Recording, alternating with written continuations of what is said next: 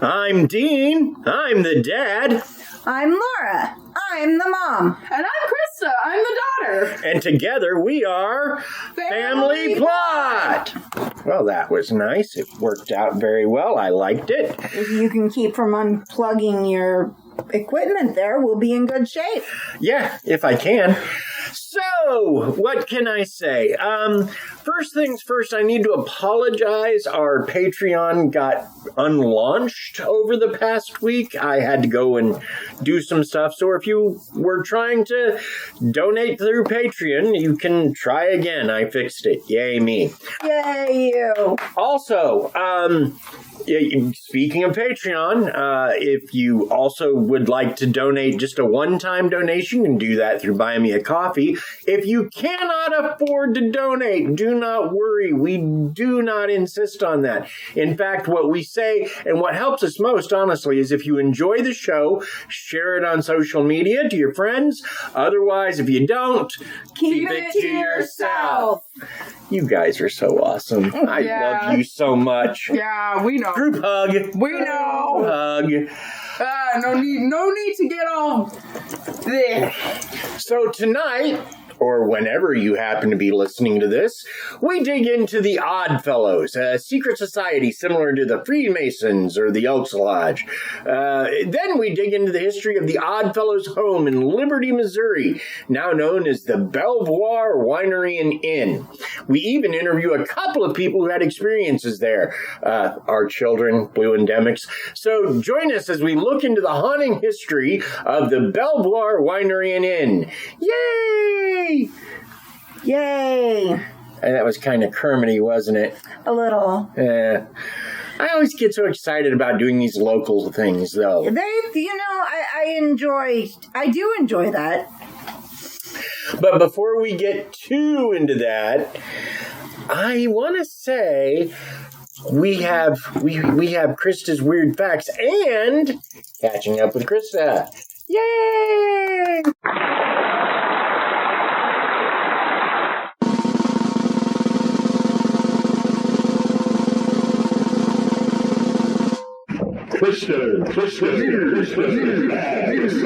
Hello, people.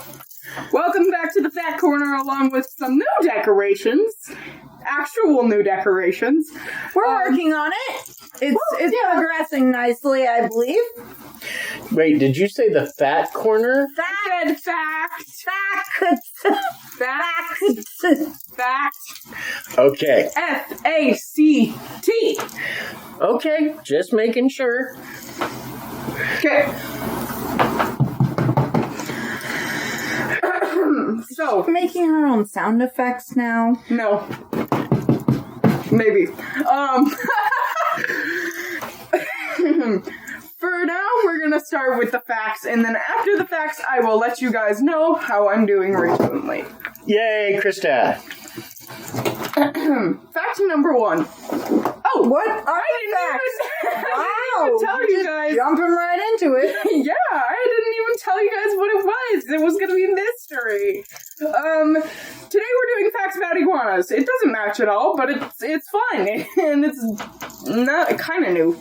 So, Well, my ideas didn't match at all either, so, that's fine. you know what? Krysta is weird. Krysta gets to do weird stuff, seeing as this is an episode about whatever it is. Oddfellows. Yeah, Oddfellows.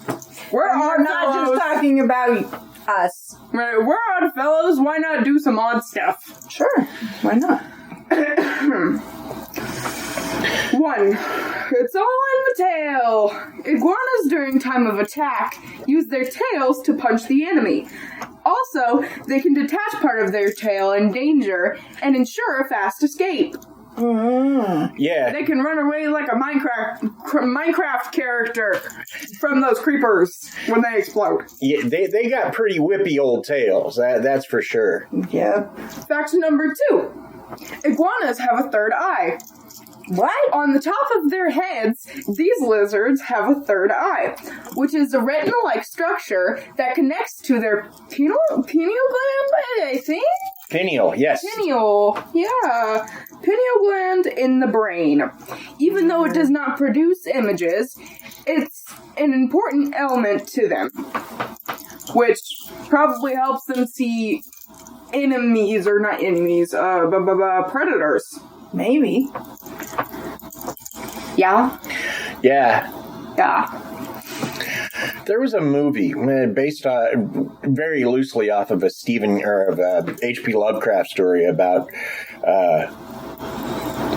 people and their pineal glands and stuff. It was kind of weird. It was an 80s movie, so. That's kind of funky. Well, Yeah. 80s movies in general were pretty weird.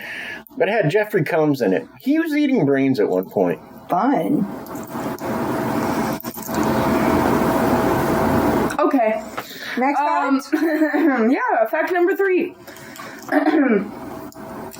Survive Great Falls. Iguanas who can be very stable and safe in the trees occasionally fall. But what is interesting is that they can survive Great Falls even from the height of 40 to 50 feet. And that too without any injuries. Brave hearts. Well,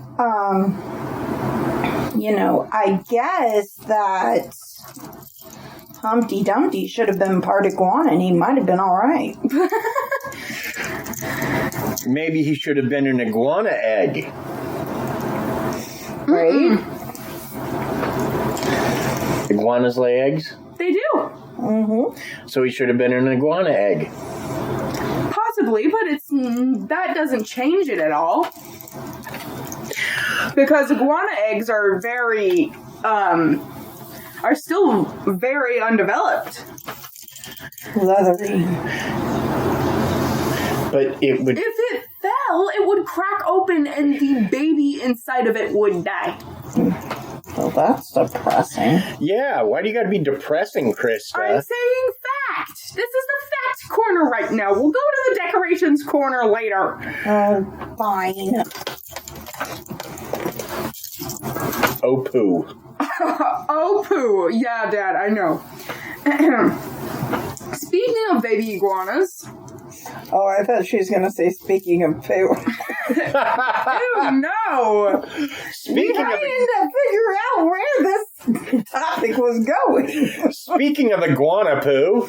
Speaking of baby iguanas, Dad, Mom... Yes. They make a lot of poo. Shush! Probably. No, rabbits do that. We have one. But babies make a lot of poo, too. You don't remember, Yes, but I promise okay. it's true. But do iguanas have a compartment? No! Stop that! Wait. Stop! Who has an iguana? Who has a poo compartment? Stop that! Apparently rabbits. Stop! We've said no to this conversation on the podcast. No. You're the one who started talking about poo. I did it! Y'all did! You were the one who decided to go, oh, I thought she was gonna start talking about poo. Don't put this on me. I was talking about babies. I was talking about baby iguanas. Poo. I'm sorry, Princess. Go ahead. Okay, that's number 4. Baby iguanas have a rough beginning. When a mother iguana gives birth, it lays eggs, covers it up, and moves away. Babies hatch and dig their way up and are on their own to survive. Wow. Talk about crappy parenting. I feel much better about myself after hearing that. Well, it was like there's a book, Hitchhiker's Guide to the Galaxy, where they talk about the Damagran eagle that basically builds a nest that is essentially paper mache, which prevents most of the young from hatching. The Damagran eagle has heard the notion of survival of the species, but really wants no truck with it.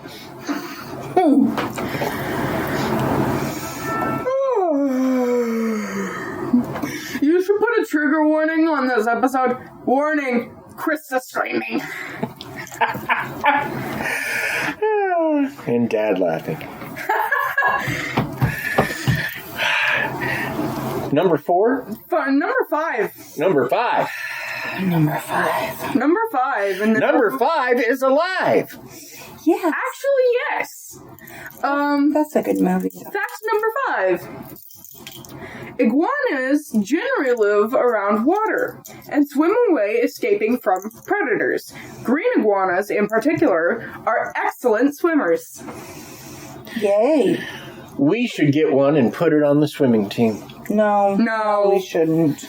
We already have enough pets in this house. We don't need an iguana. Exactly correct. Well, I was talking about the U.S., you know. No. The Olympic swimming team. No. We lost our... They're there. Okay. So, that is it for my facts today. Okay. Yay!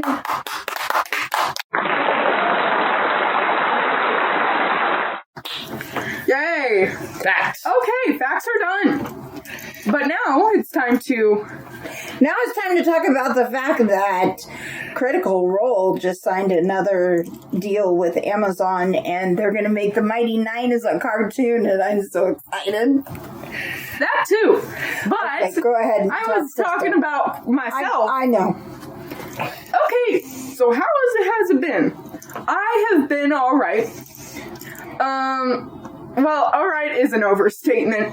I have actually been down in the dumps, and that's kind of sad. Oh, boo-hoo. But I finally got some cleaning done, and then I trashed it again, so that's a little sad, but I'll fix that later. I have been drawing with the new drawing tablet. Yay. I bought it with my own money, so I'm doing a good job. Yay, Krysta. And I am going to try to work on a dino mask that I have here soon. So, that's fun. Yeah. Yes. And I've been walking back and forth to the gas station, so I'm losing a little bit of weight, eating more healthy. Yeah. Yay. And, let's see here. I'm starting school tomorrow. Yay! Yay, Krysta. Kind of scared of that, though. Nothing to be scared of. You're awesome. I know I'm awesome. Jeez, Mom, you don't have to tell me that. But... Okay, then. Sorry, Mom. That's okay. That's all right. But I just... anxiety, and I worry about stuff like that. But right now, that's not that big of a deal. Yeah, that's pretty much it. I don't really have anything else. I've been drawing. I've been playing Genshin Impact. Yeah. Which I keep trying to get you to do facts for. Yeah, it's not working very well, is it? I don't think there are Genshin Impact. Yes, there are. There are plenty Genshin Impact facts. However, I just haven't been doing them recently because I have been trying to find facts that match with the podcast episodes, and it doesn't always work like that. I see. So... Actually, anyways. in general, it never works like that. But we'll keep trying. Why are you yawning? I'm stretching. Yes, I win. That's not fair! That's not fair! Why isn't it fair? It's not fair! You didn't let me help Who you! said life was fair? Who's been selling you that malarkey? Myself. No. I tricked you fair and square, so... No, that was not fair. That was your second... No, that was your second time. You stop!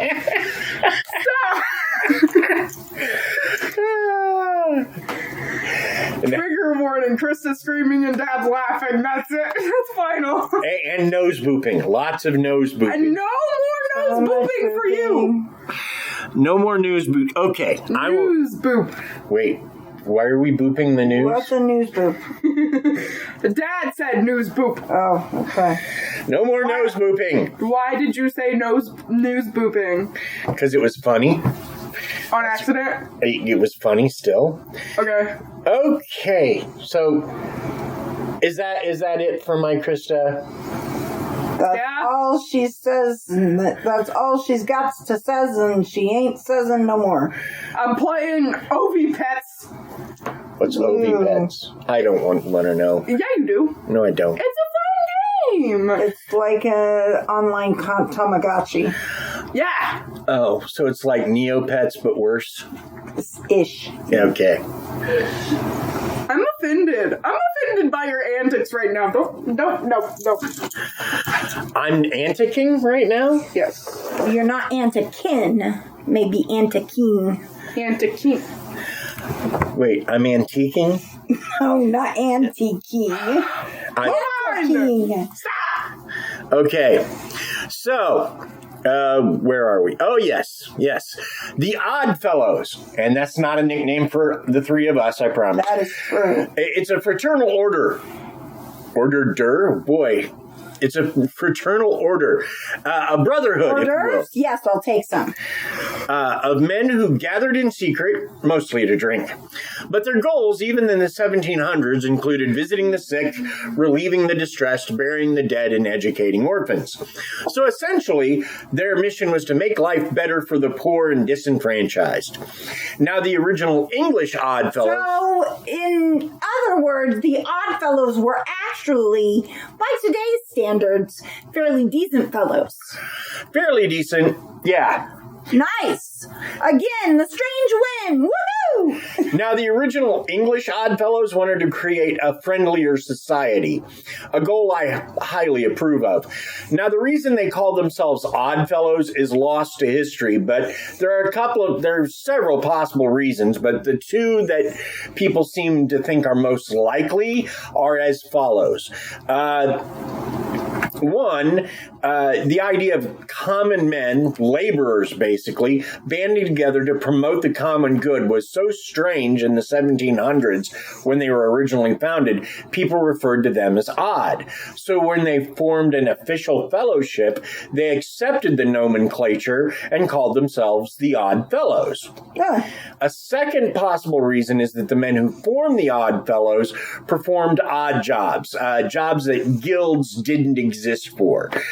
So these men banded together in the back of pubs, paying dues of like a penny a week, just so that if one of them, couldn't work anymore, would take care of the family, the orphans, whatever. And so when they incorporated in as an official group, they were a guild for the guildless. They were a bunch of odd fellows, people who didn't fit in any job class. So they weren't masons or they weren't, carpenters or draftsmen. They were odd fellows. So those are the two most likely reasons for the name. So let's get into their history just a little bit. Now, we're not going to be concerned with the original English version, just because they're almost not the same organization. Almost. Okay. Let's start here in USA. Yay, USA. All right.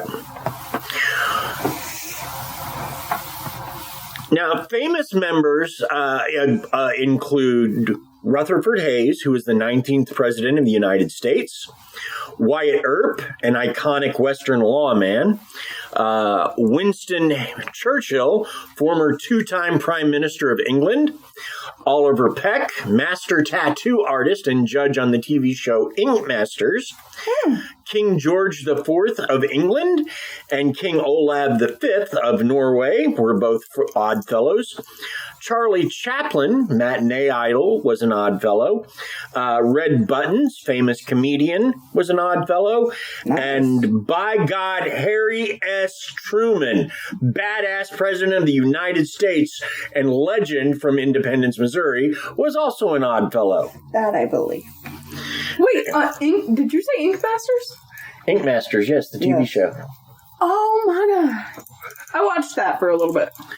Yeah, it's a show about tattoo artists. Actually, there's a couple of the tattoo guys on that show were also odd fellows. But, yeah, I didn't list all of them. Quite a few famous people have been odd fellows. So, now...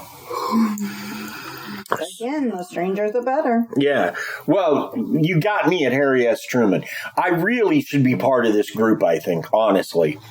Well, you are fairly odd. Well, you'll see my reasoning as we continue on.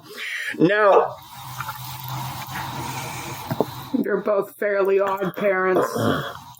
The first lodge established on this continent was the Shakespeare No. 1 Lodge, located in New York City, and founded in 1806. There were initially 5 members of that lodge, 3 of whom were boat makers, 1 of whom was a vocalist, and the last was a comedian. I really need to join this lodge. So... yeah.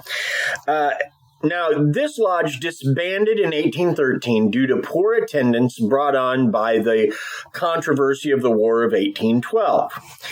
It was reopened later as the Red Cow Tavern by a man who had the former lodge's records. And a red cow, obviously. Well, I don't know, or he just named it after a red cow. I don't know. There's the Red Cow Tavern. Don't know. Don't know why he named it that. Maybe there was a red cow in front of it. I don't know. It's New York in 1813, so we don't... We don't question it. Oh, I think I did just question it. But okay, go ahead. We ignore the questioning then.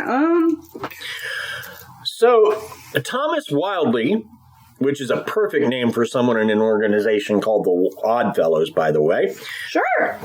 Thomas Wildly was born in England in the late 1700s and quickly orphaned. He was orphaned by the age of 5. Oh, poor Thomas. He eventually became a maker of coach springs, a job that doesn't even exist today. Well, yeah, I mean, you could make coach springs, but it seems a little ridiculous.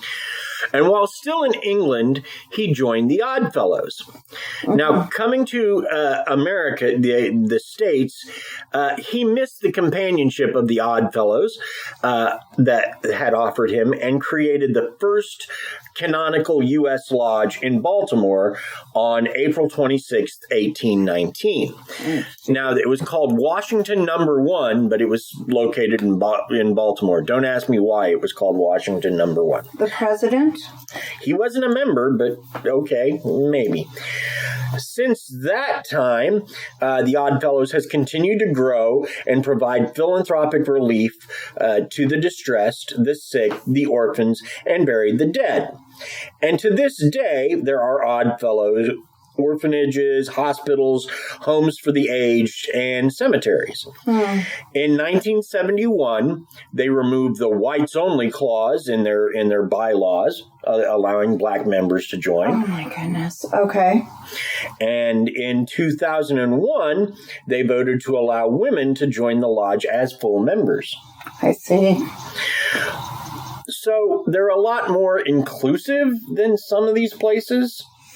Well, that is a check in their favor, for sure. So the Oddfellows still exist to this day for fellowship and beneficial munificence, which is another way of saying helping people. Yeah, I like it. It's a much fancier way of saying helping people. I think Fancy Nancy would approve. I'm not sure who Fancy Nancy is, but... Yes, you know who Fancy Nancy is. We have a friend named Nancy who's not super fancy, but very nice. But you still know you still know who Fancy Nancy is. Trust me, you do. No, he knows he do. He just didn't want to admit it. You have daughters. You know who Fancy Nancy is. Yeah. Okay, fine. I kind of know who Fancy Nancy is. Oh, Dad knows who Fancy Nancy is. Okay, so let's go. Now that we know who the Oddfellows are... And who Fancy Nancy is. He was trying to step off of that topic, but he just ignored me. Sorry, babe, go ahead. Go ahead. Okay, now that we know who the Oddfellows are, let's take it from the national level to the local level and talk about the Oddfellows complex. Missouri, Let's try that again. Missouri established its first lodge in 1835, and over the next 50 years rose to prominence, eventually designing a home and a complex situated in Liberty, Missouri, which won the spot on the 4th ballot. They were going to build a big complex to help people somewhere in Missouri, and Liberty won. Wow. So... Now, initially, initially they built a home on the site in the late 1890s, but in an attempt to unthaw frozen pipes, they unintentionally burned the building down. Oops. Burned it to the ground. Well, that's what you get when you let Oddfellows play with fire, I guess. Now, seeking a new design for a fireproof building. Good luck with that one. They turned to Andrew Nell and William Ittner of St. Louis to design the new buildings. Now, Ittner is a famous Missouri architect whose architecture can be seen across the state, but most examples are still found in St. Louis, where he designed a bunch of schools. Ittner designed the new Oddfellows home in a revised Jacobean style, a style emulated on all the later buildings added over the years. In 1904, local architects created the Oddfellows School, which was eventually torn down in the 1950s to be replaced by a newer hospital. The building would be referred to now, and then, let's see, that was 1950. Okay, newer hospital, sorry. Originally, they built a building they referred to as an old folks home. Well, the original name for it was the Old Folks Pavilion, which would not fly today. It'd be the Center for the Aged or something. And that was 1908. Now, the old hospital was completed in 1923, and like the home, the school, and the other pavilion was also done in that revised Jacobean style.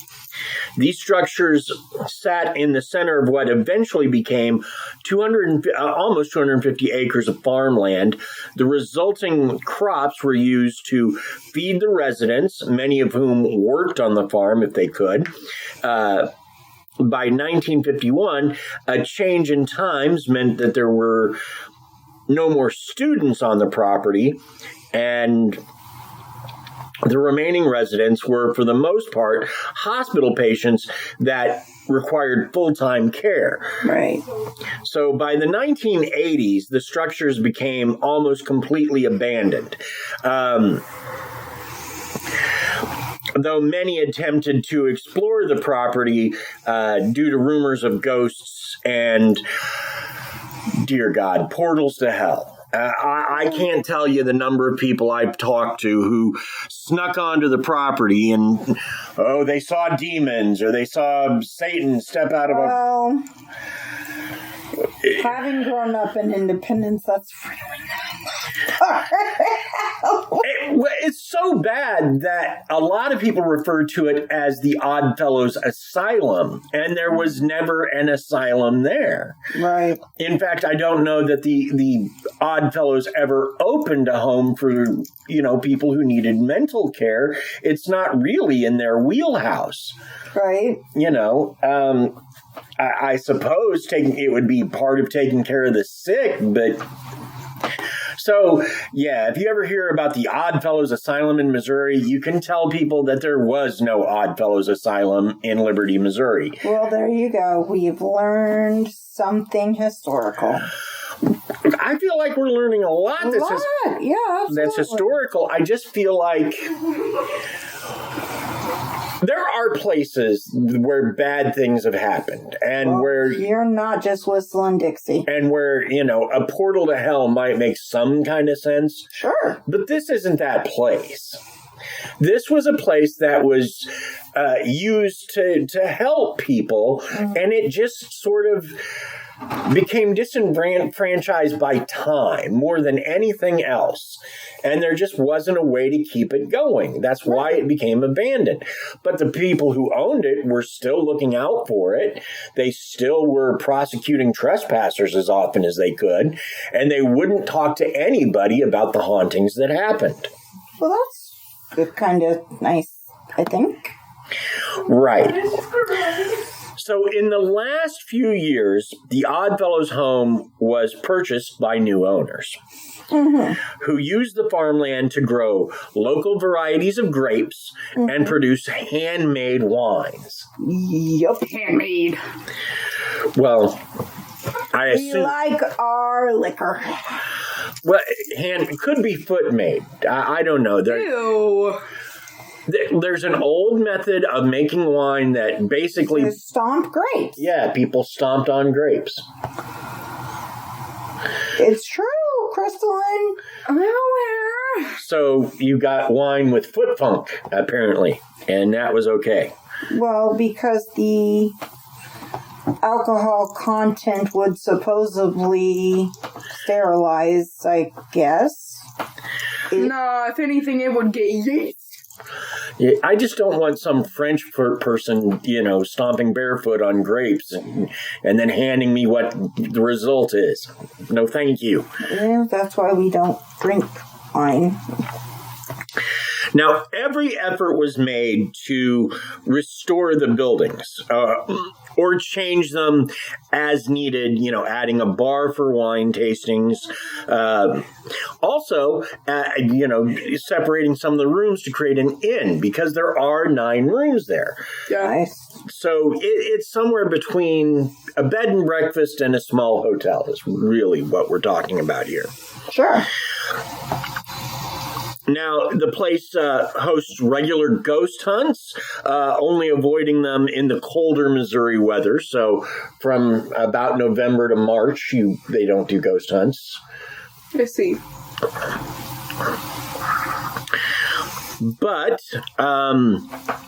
the place hosts historical tours, and there is also a cemetery on site where over 600 former residents are interred.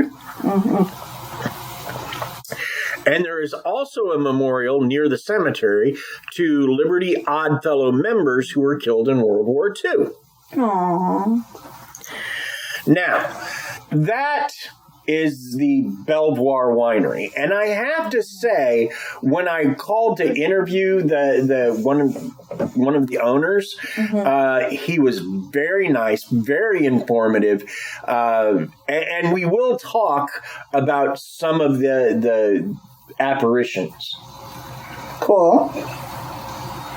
What, Krysta? I'm sorry, I'm trying to find out what the months are. All I can think of right now is February, April.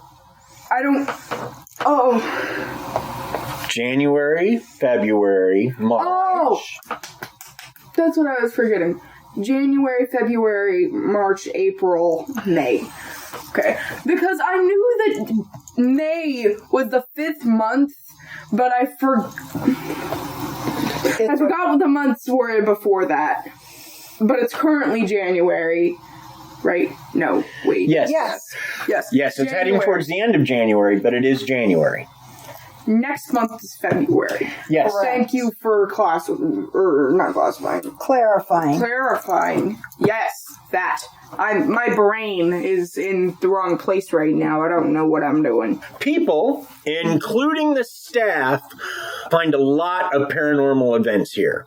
The gentleman I spoke with has heard voices call to him when no one was around, and he's sure of that.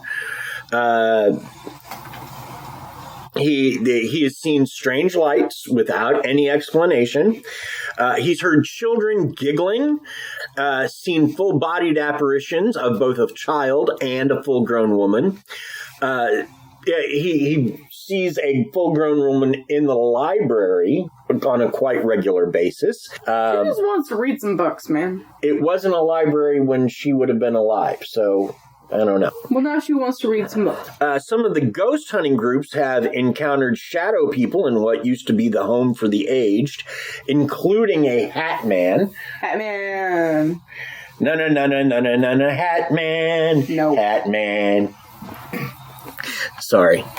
Hat man is a kind of shadow person. It's one of the most common kinds, in fact.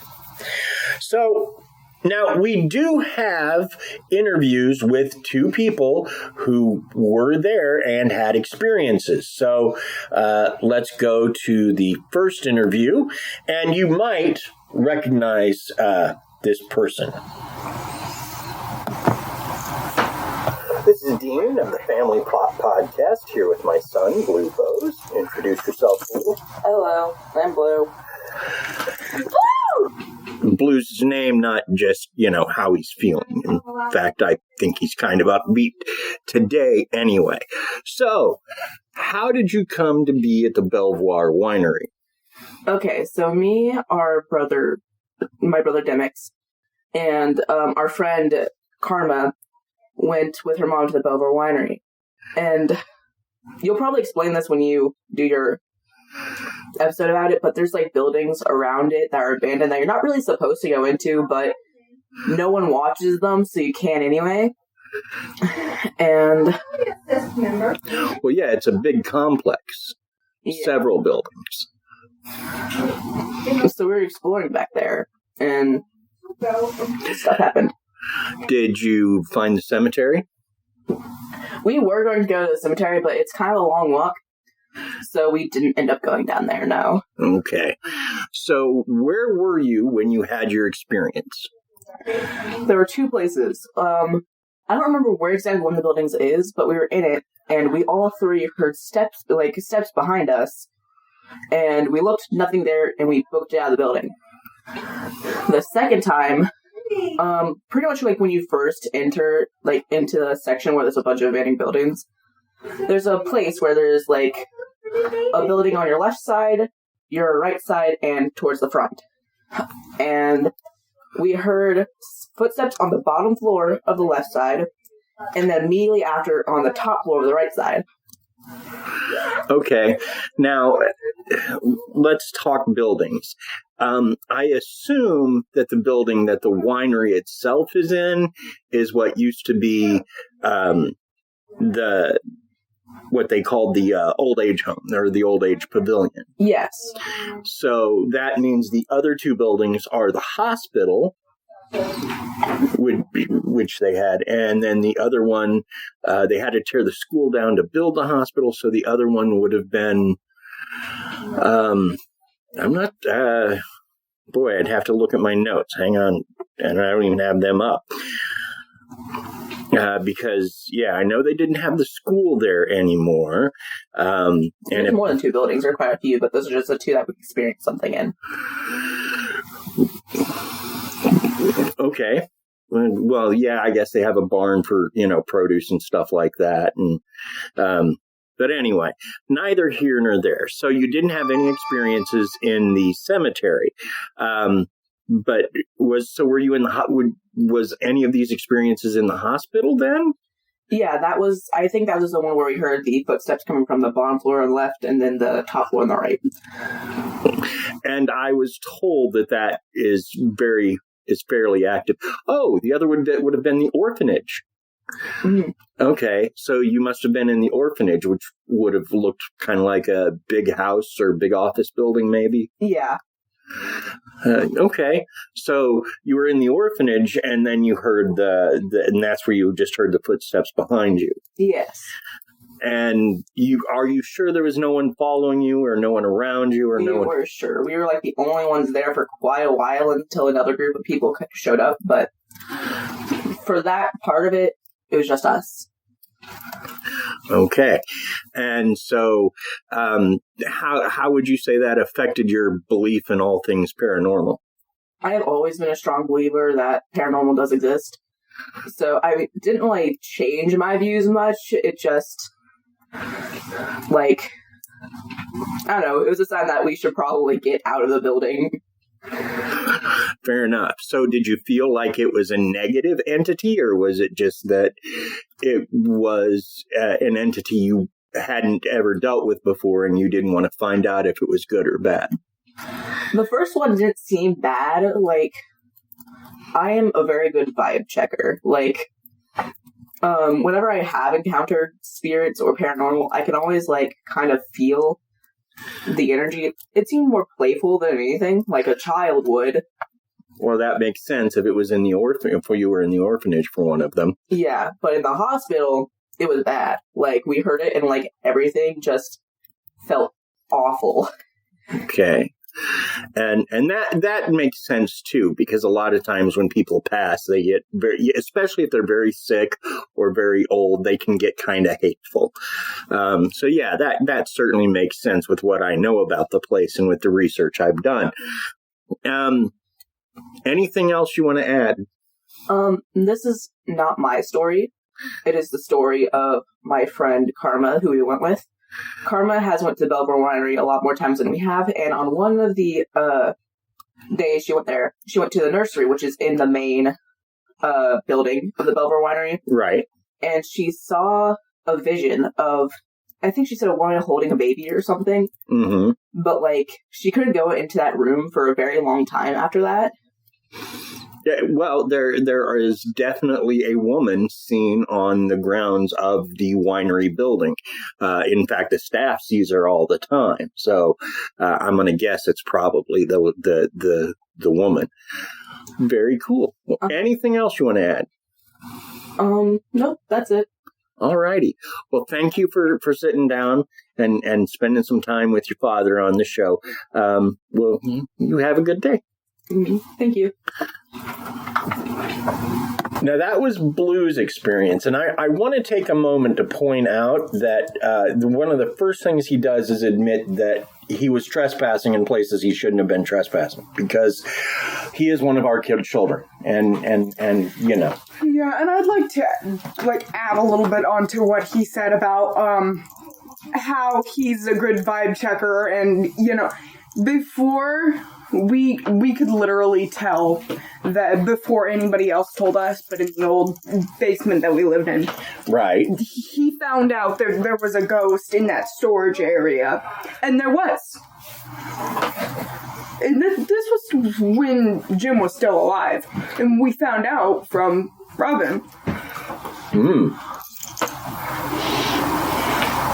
Very cool. So, and Blue knew it. Blue knew it. Okay. So did Demyx. They both did. I was like, that sort of doesn't feel right. And they were just like, it doesn't, because it's a ghost. You know what I think? What? I think we should take a break for a word from our sponsors. Ooh, that's a good idea. I should have put that in the episode. I didn't. Yeah, let's take a moment for a word from our sponsors before we go to our next interview.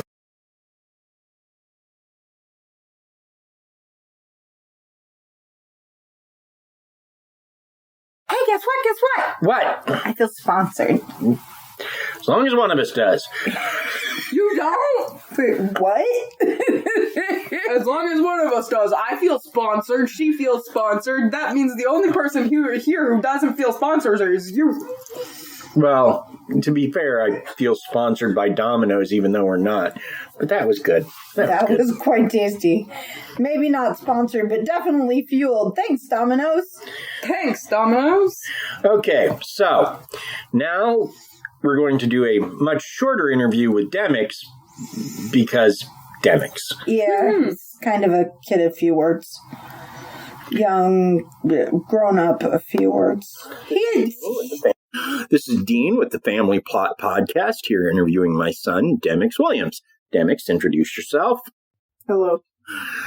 Okay. It didn't take not real vocal, my son, Demyx.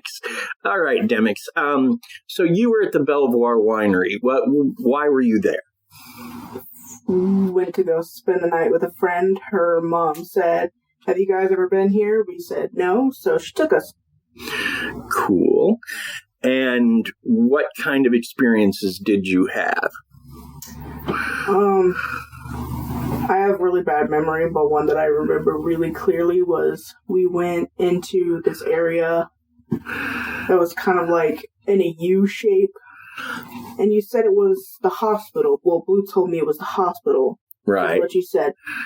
We walked in there, and everything was fine. We were talking, and then we all three, me, Blue, and Karma, go dead silent because we hear footsteps running across down the bottom to the left of us, I think it was. Yeah, it was like towards the left.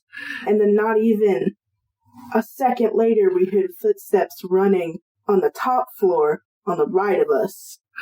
Okay. And would you say that you guys were absolutely sure you're alone in the building? Yep, it was just the three of us. Cool. Okay. And how did that make you feel? Well, considering how old the building, it's like all of the buildings themselves are, and like knowing the history behind a lot of them, it's like, it's obvious they're going to be haunted. There's no way there's not. Now, Blue said that you guys chose not to go down to the cemetery. Yeah, we just didn't think it would be a good idea, especially considering all of us are kind of like with spirits and stuff. Gotcha. And is that your only experience with the supernatural? No, I've had multiple. What is probably the best or worst experience? Don't care which one you give me.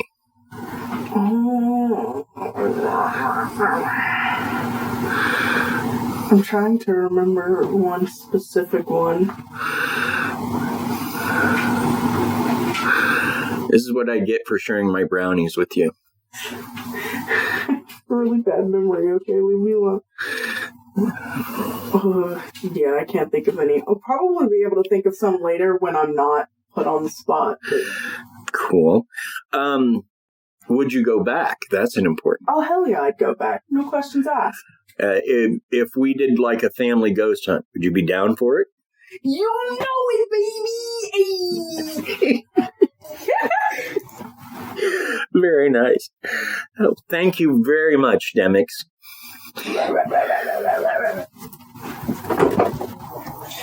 Wow, that was a really big reaction from him. Maybe we should think about that. Maybe we should go there. But let's make sure somebody's watching Lexi. Yeah, we're not taking the 5-year-old on a ghost hunt for sure. Oh, but why not? No! You're gonna traumatize that child by doing that. But yeah, as soon as you said that, he was just like, hey, yeah. I'm like, okay, Demyx. So, hon, you were kind of giggling there when I asked him about other paranormal experiences. Do you know something that I don't? Nope. I just thought that his response was cute. Was funny. Fair. Oh, yeah, because, well, one of the things that I have said on this podcast before, and I have probably continuously said, is one of the more, like, back in the old house, not in the basement, but in the house that we had moved out of before the basement. Mm-hmm. Right.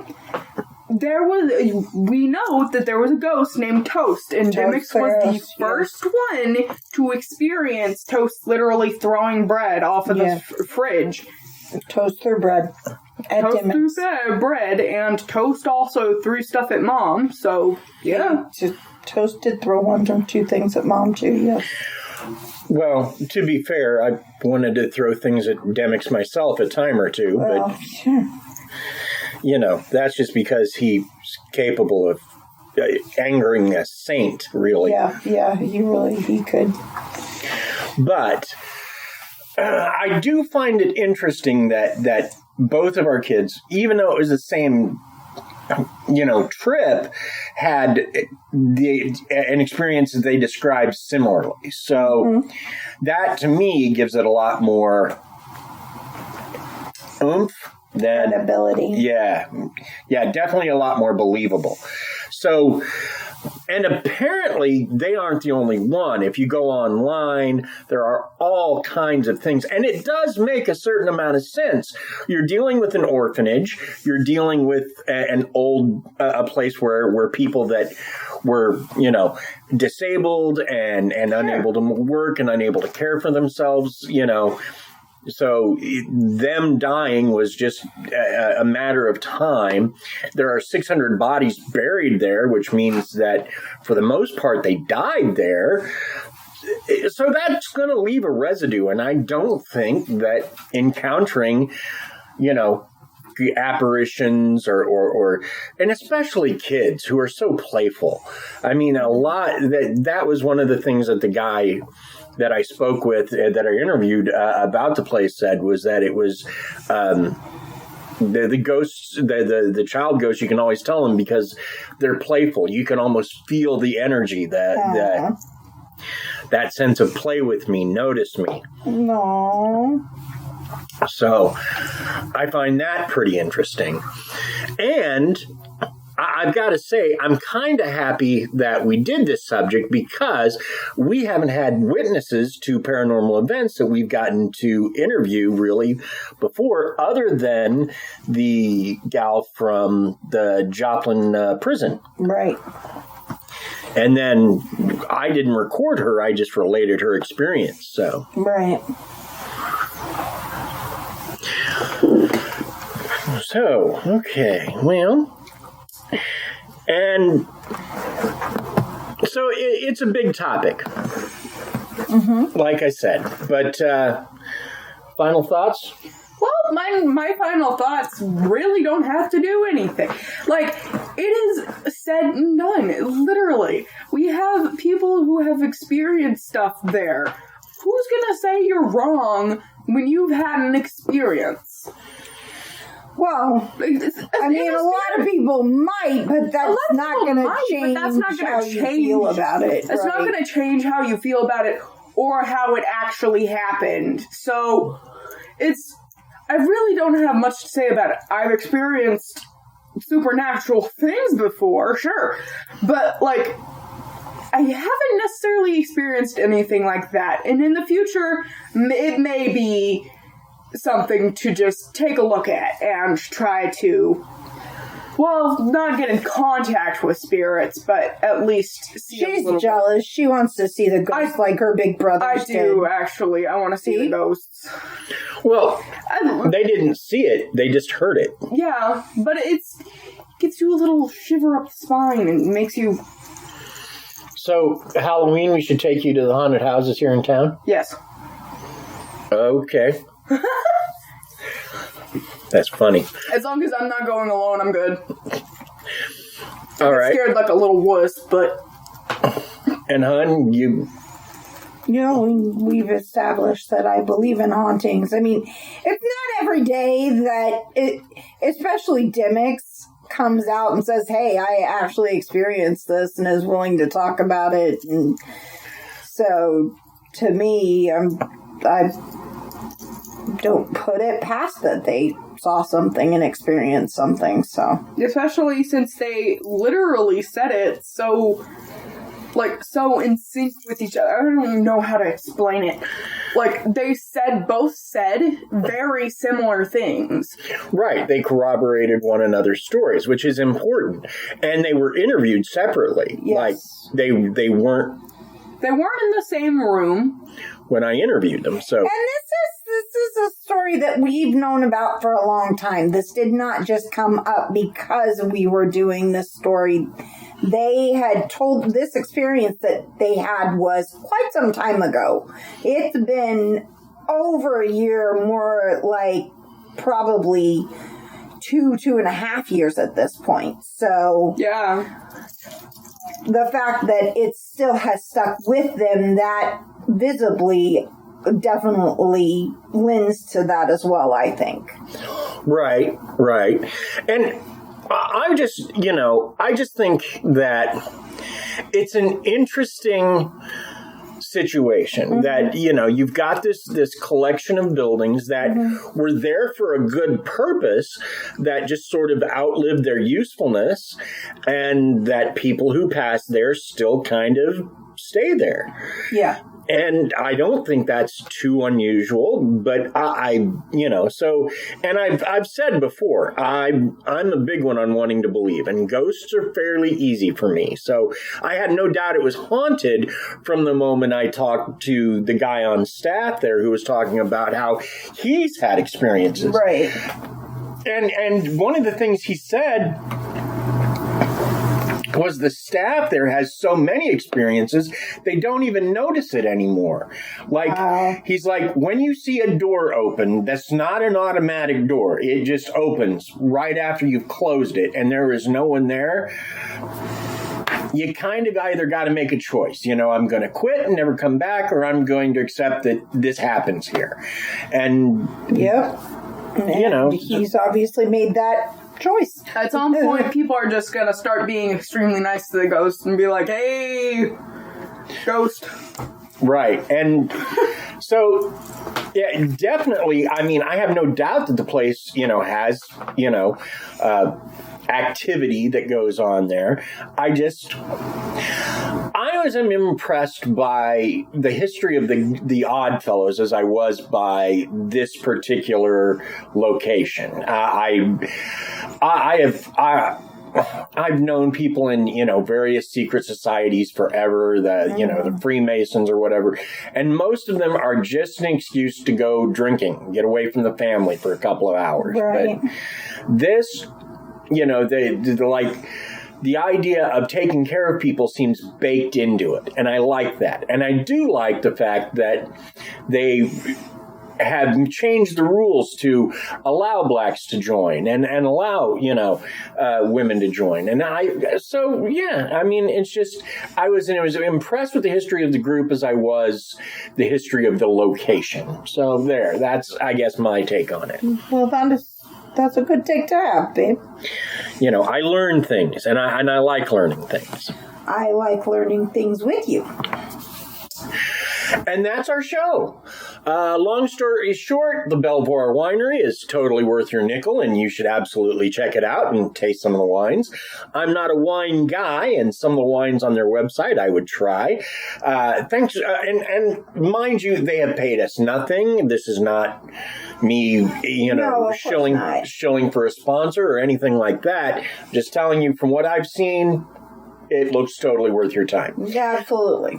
Thanks for listening, as always. Thanks to Bill Barrett, who does our theme music. And that if you need music for a project, Bill's your guy. Reach out to him at Bill Barrett, and that last name is spelled Behrendt at sbcglobal.net. Also, thanks to Paige Elmore of Reverie True Crime, who, along with our Krysta, has designed our logo. And she sent us a message on Twitter that she's waiting for me to hush. But who sent us a message on Twitter that she wants to do some more designing with Krysta. Cool. Thank you, Paige. Finally, jeez. I was waiting. You were being polite and I'm being rude. I'm sorry. Thanks to Aaron Gnurk of the Big Dumb Fun Show, who promotes us locally. Thanks to the Belvoir Winery for the interview and the other members of the family who joined us this week. Blue and Demyx. Now, join us. We got to find more reasons for other kids to join us. That was kind of fun. It was. Yep. Also, join us next week as we look into the Native American legend of the Wendigo. That one's going to be fun. Bye! Bye!